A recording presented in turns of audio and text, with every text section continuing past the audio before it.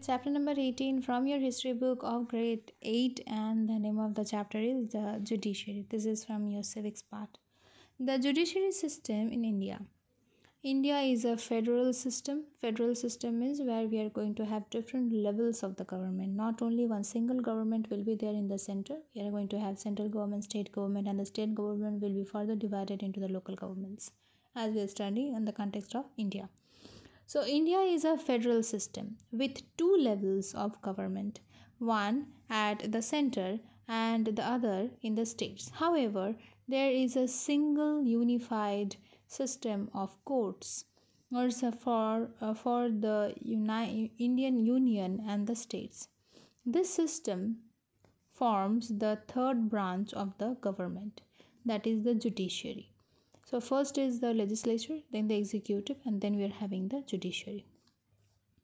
It is independent of the legislature and the executive wings of the government. The primary function of the judiciary is to administer justice, define and interpret laws which is written in our constitution, and protect the rights of the Indian citizens. It is the guardian to the constitution and punishes those who violate the constitution or break the law. The law courts are presided, or you can say is controlled or is ruled over by the judges. They deal with cases against individuals, organizations, and governments. At the apex, means at the top of the judiciary system, is the Supreme Court of India, located in New Delhi. Below the Supreme Court is the High Court in each state. The High Courts have a number of subordinate courts below them. The Supreme Court. The Supreme Court is located in New Delhi and is the highest judicial authority in the country. It is the guardian to the constitution. It is headed by the Chief Justice in India and has a number of other judges. The judges of the Supreme Court are appointed by the President and in consultation with the Council of Ministers. Supreme Court judges must have the following qualifications. They must be citizen of India.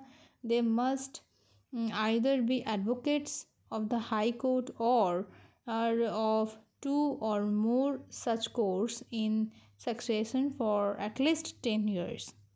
They must be judges of High Court for 5 years standing, and they are distinguished jurist in the opinion of the President. The judges of the Supreme Court hold office until they are 65 years of age.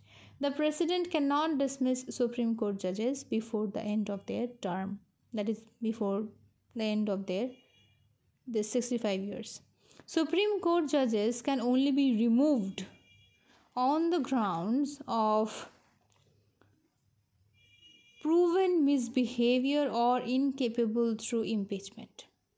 If they are not able to maintain the law, or they are not able to work according to the constitution, or they are misbehaving, then they can be removed from their place.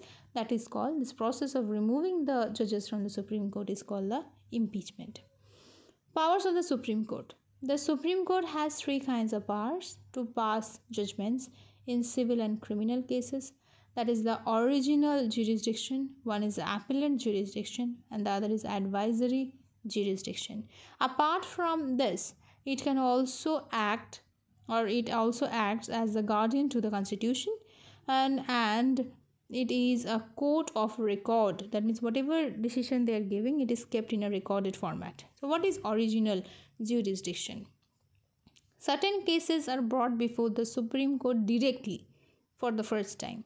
This happens as in case involved disputes between the union government and one or more state governments, disputes between two or more state governments, violation of the constitution by the government or an individual, violation of the fundamental rights of an individual, appellant jurisdiction.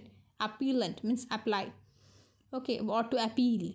The Supreme Court hears appeals against the judgments of the high courts.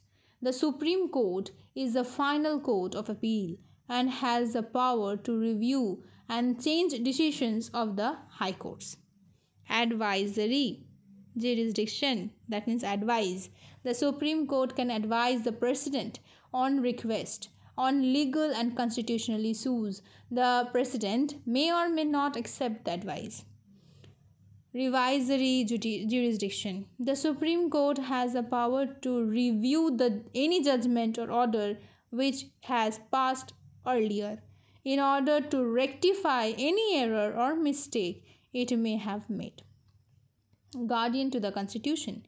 The Supreme Court is the guardian to the Constitution and it safeguards the Constitution in two ways. It can cancel a law or an executive order if it is found to violate the Constitution, and next, it can issue writs, orders, or directions for the enforcement of the fundamental rights. What is the scope of judicial review? The Supreme Court can review any law or executive order of the central government as well as the state governments and cancel those law or the order or if they are found to violate the laws of the Indian Constitution. Court of Record. What is the meaning of Court of Record? The Supreme Court records and prints out all the cases it handles and all the judgments, answer which are passed. These courts are served as references, or you can say this record serve as references in further cases. Thus, the Supreme Court functions as a court of record. Thank you.